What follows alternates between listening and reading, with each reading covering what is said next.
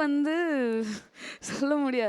டேஸ்ட்டே இல்ல கிடையாது. சொல்லலாம். அவங்க ஏதோ நெறைய இலை சொல்றாங்க. வாடை சொல்லலாம். நானும் அதான் இலை வாடை வந்துட்டே இருக்கும் எனக்கு. அதனால டீல பெருசா டேஸ்ட்லாம் கிடையவே கிடையாது. காஃபில வந்து அப்படி ஒரு ரிச்னஸ் இருக்கு. அப்படி ஒரு டேஸ்ட் இருக்கு. அ நல்ல திக்கான காஃபி குடிச்சீங்கன்னா, ஐஸ்கிரீமே தோத்து போயிடும். அவ்ளோ டேஸ்ட்டா இருக்கும். ஸோ அவ்ளோ டேஸ்ட்டா இருக்கும்போது அதில போனா என்ன? அண்ட் வந்து நான் ஏன் மொரட்டு காஃபி லவர்னா, அ எனக்கு உடம்பு சரியில்லைன்னா காஃபி குடிக்கணும். சரியாயிடும். எனக்கு மூட் ஸ்விங்ஸா காஃபி குடிச்சா சரியாயிடும். அழுதா காஃபி குடிச்சா சரியாயிடும். சிரிச்சாலும் காஃபி குடிச்சா சரியாயிடும்.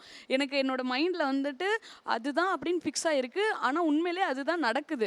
எனக்கு அழுகும்போது ஒரு காஃபி குடிச்சேன்னா, அப்படியே எல்லாமே மறந்துரும். ஒருத்தவங்க மேல இருக்கிற அதிகபட்ச கோவம் கூட குறைஞ்சிருக்கு. என்னோட அதிகபட்ச அழுகையில வந்து வர்ற விக்கல் கூட குறைஞ்சிருக்கு. அந்த அளவுக்கு எனக்கு வந்து ஒரு காஃபி வந்து ஹெல்ப் பண்ணியிருக்கு.